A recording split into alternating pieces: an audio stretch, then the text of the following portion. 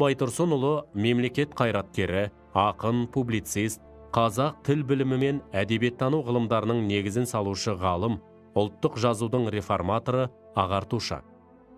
Ахмет Байтұрсынұлы қазіргі Қостанай облысы Торғай атырабындағы Сарытүбек деген жерде ел арасында беделді Байтұрсын Шошағұлының шаңырағында 1873 жылы дүниеге келген.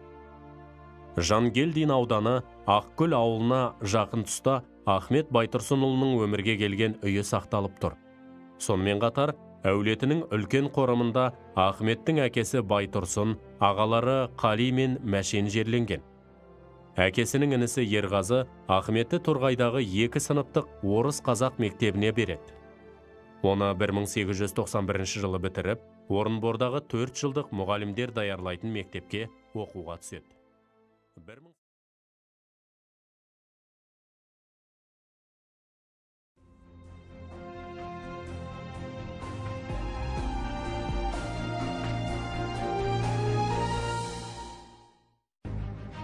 Ахмет Байтұрсынұлы, қазақ ұлтының кемеңгер қайраткері.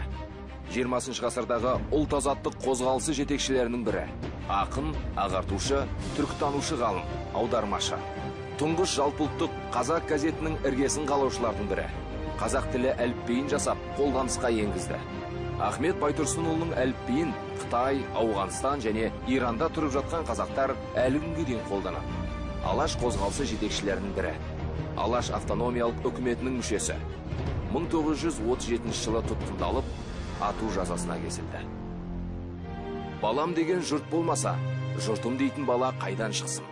Ахмет Байтұрсынұлы.